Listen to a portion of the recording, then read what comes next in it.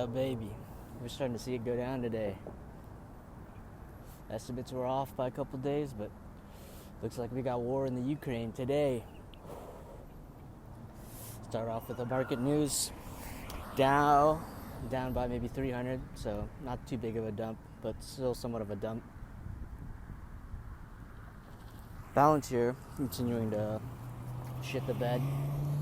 Yesterday it ended up somewhere around 12, so a little lower than it was midday. And then today it took another dollar dump down to 11 something. But the real news is in the Ukraine. I'm being a little facetious when I say the Ukraine because soon it'll be just the Ukraine and not Ukraine. Let's see. Early in the morning when I woke up, I saw videos of old babushkas getting shepherded into buses. And then in the middle of the day, actually, there was some intelligence saying that the video was faked.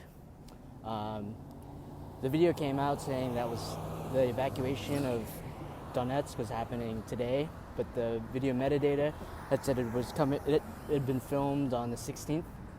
So there's some smart tech people figuring that stuff out.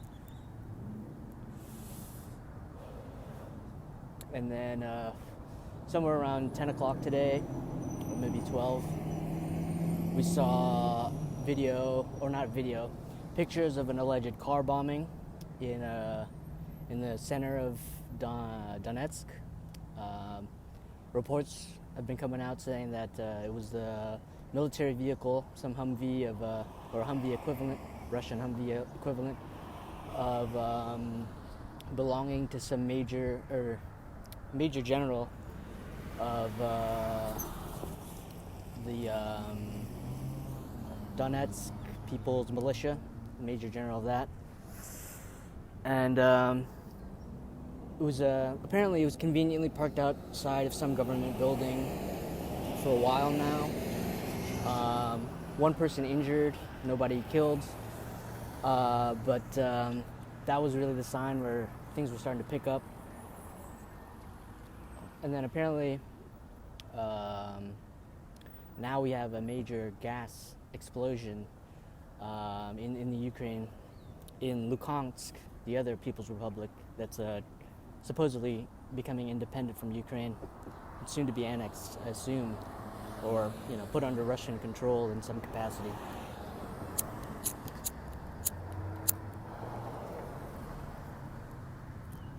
And the U.S., we're finally seeing that the U.S. is all talk with these sanctions and United Alliance and all that kind of stuff.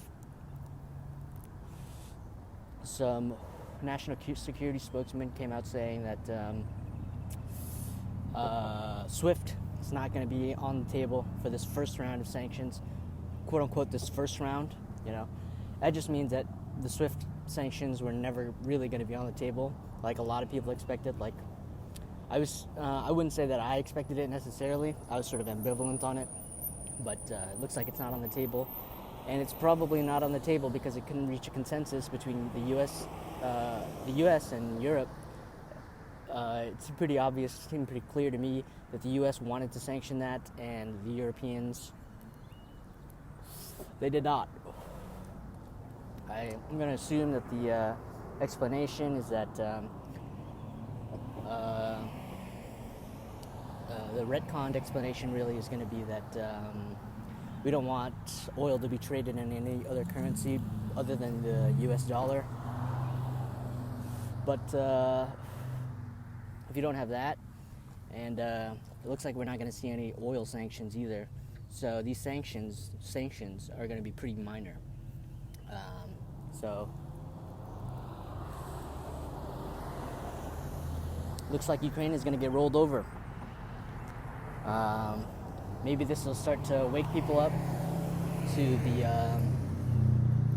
the fall of the American Empire. The British Empire fell, but the UK is still around, but they're nowhere near as powerful as they used to be. They don't control global trade anymore. We don't,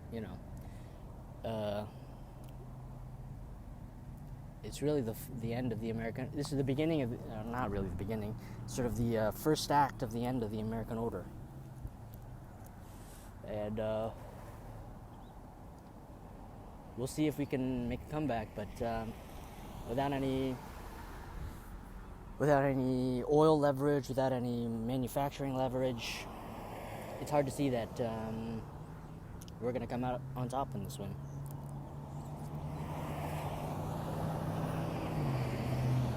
So, after 2 days falling into somewhat of a depression after the estimates of the 16th, Wednesday the 16th invasion was off, it looks like it's picking up today on the 18th. And sort of a gift from the Russians to make it on a Friday so that we can spend the whole weekend sort of contemplating this stuff. But it's a good day for misfits and warmongers in the U.S.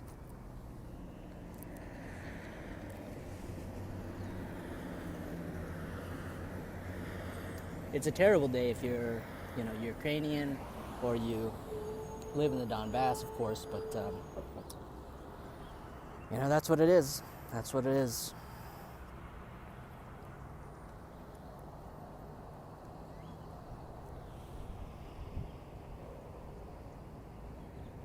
All this talk from the U.S. about we're going to go hard on Russians this time, and it didn't happen. It didn't happen under Obama with his red lines in Syria. It didn't happen in Crimea, and now, looks like they're slated to take a huge portion of Ukraine. And yesterday evening, I had read some reports that even the UK is taking their embassy out of Kiev, moving it to Lviv.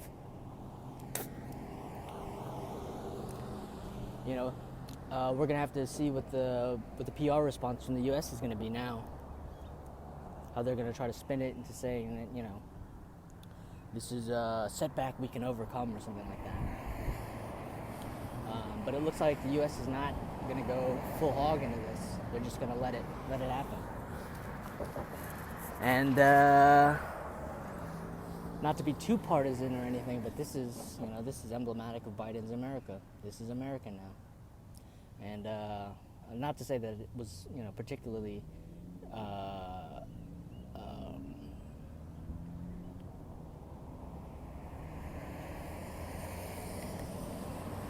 things weren't going to get drastically better under Trump, but at least he stalled the fall of the American empire for 4 years or whatever. But Russia has pretty much had the green light to do whatever it wants now.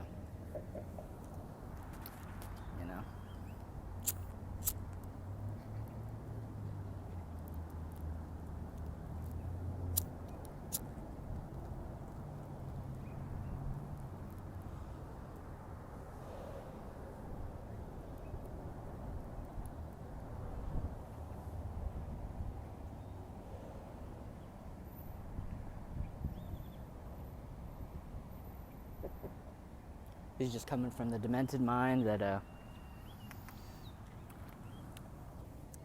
it's not going to be pretty. It's not going to be pretty.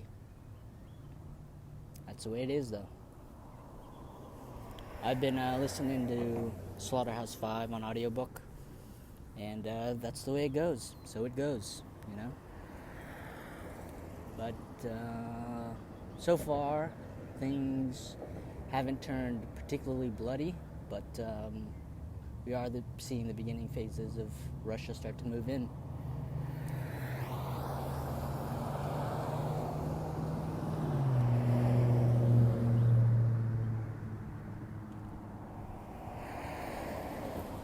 That's all she wrote.